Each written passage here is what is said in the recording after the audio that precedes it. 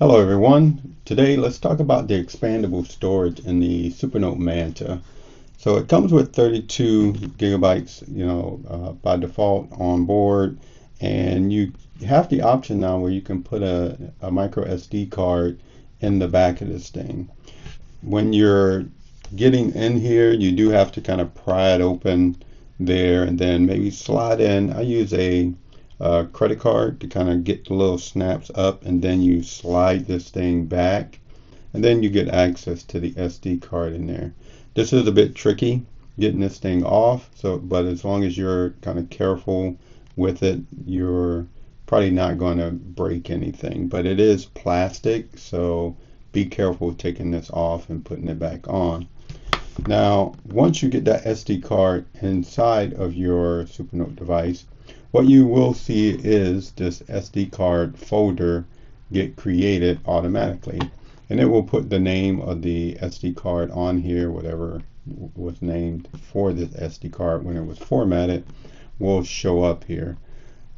You do not get much control over the SD card and doing anything with the SD card. If we go into the settings, what you will see here is just the SD card showing here how much you've used and what the capacity of that SD card is. So that's really all you get from the Supernote device side. And other than that, you get a folder where you can go into this folder, and then you can drop files and create folders and things like that, typical to the base storage that's already on the device. Now, another thing with the expandable storage that you put in here is that the sync process that you use to sync the primary storage to your third-party cloud provider storage, this SD card will not show up in that list. So if we want to go into these settings here again, we'll go into the drive area there, and depending on which one of these you've set up, we will go ahead and go into that. We'll select folders to sync, and when you go into here and it eventually shows up, you'll see that the SD card does not show up in this list, so it's not supported to sync anything in that SD card. Now, there's probably some reason for that, just because the SD card can be ejected. But I do think that would be a great option to have here. And I'm sure software-wise they can work out and recognize that the SD card is not internal. So basically deselect or skip that particular folder during the syncing process. Now, since they don't support the SD card here in their syncing feature, I've decided to basically just set it up to where I can use my own. And what I've done is I take this folder here and I connect the device itself to my machine. So that's one of the, you could call that a downside to this particular process that I'm using. But in most cases, I'm going to be at my desk when I want to use anything off this device anyway, so plugging it in is not that big of an issue. Now, when I plug it in, I'm able to mount the actual both of the drives to my computer, so I can see the primary storage that's on here, and I can see the SD card. And what I've done on the computer here is I've set it up to where I've created a folder on OneDrive, and that folder is called, let me just go into it here. We'll go to it here, and we can see that folder here on OneDrive is just called Supernote Manta SD card. So, and I put the Manta in there just in case I do the same thing with another device like the Nomad. And this is here so that I can sync the storage from the device to this particular folder, and it's going to be actually live in the same cloud storage that I use for the syncing process that's built into the Supernote. So from here, I then, after I've mounted this thing up, let's go into mount this drive. I use MacDroid to do the mounting here on my Mac, but you can use any other way that you want to mount this. And once it's mounted, let me pull this over. We can see here that the folder shows up. I have the OneDrive on one side, and then I have the SD card selected here on the right side here. So anything that I put here on this SD card will, with this process, is what I want to do is I want to have it sync over here. And then anything that I put on the OneDrive folder for this Supernote SD drive will sync back. So I do want to have that two-way sync within this process, so that no matter whether I'm on my desktop or on the device, I can do what I want to, put it in the folder directory structure on the SD card, and then know that once I run the sync process, everything will kind of sync. And I'll have a working copy on my desktop of everything that's on the Manta, and then also I kind of have a backup of any of that data as well. So let me show you what I'm using to sync these together. Using the free file sync. I've shown this before in another video on how I'm using this particular tool to sync the Supernote notes to the Obsidian Vault. And here I'm just using the same thing, except I've set it up in a different way. And the other process is just a one-way mirror, so I can only sync the stuff from the Supernote notes to the Obsidian Vault, not the other way around. Here I do have a two-way sync set up. I've also set this up similar to the other one as a batch file, so that I can run this via the Apple shortcuts. So in here I have the source directory in here, and we can see that this one is the OneDrive here on the front side, and then the second one here is the SD card. Now if we go into the settings here, we can see in the settings that I have it set up as two-way.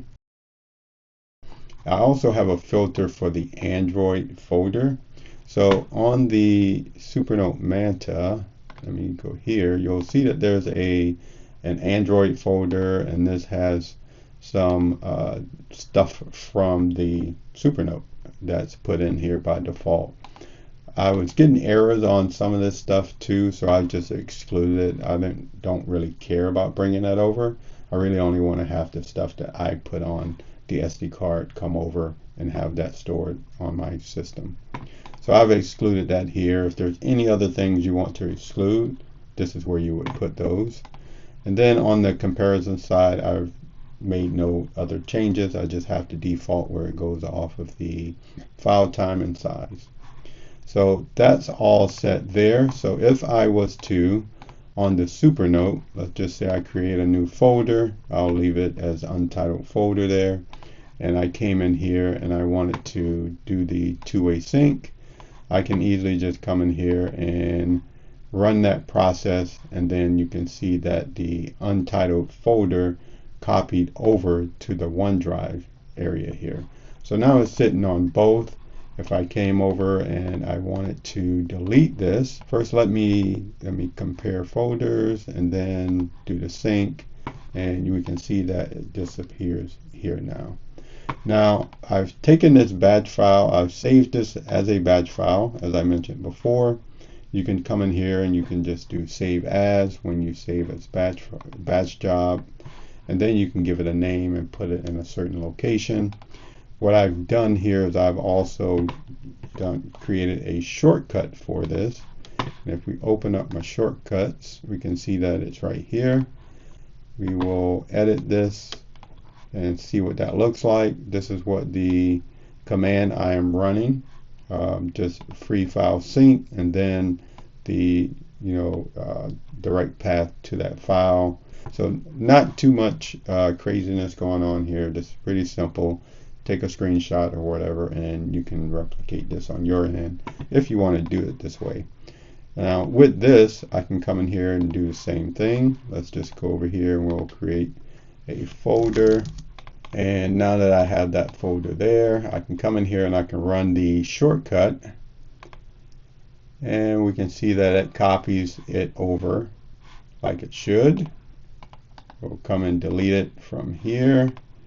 We'll rerun this again, and we'll see that it deletes it from both sides now.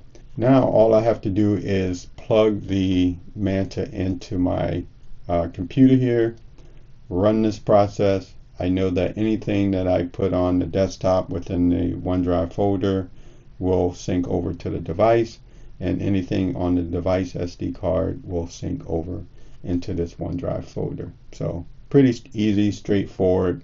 Hopefully this gives you some insights on possible ways that you can leverage the SD card on this device.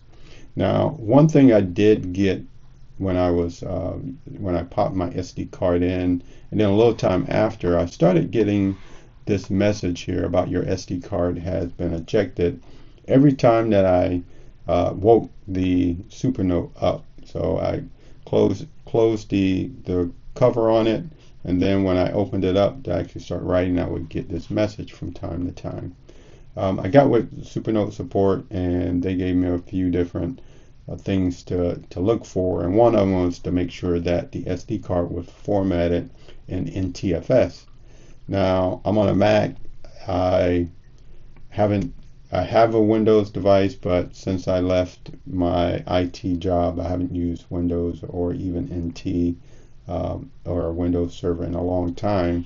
So I haven't had really a need for NTFS. And I was kind of surprised that NTFS is the format that they're using here, instead of, you know, another fat file system that supports larger capacities on it.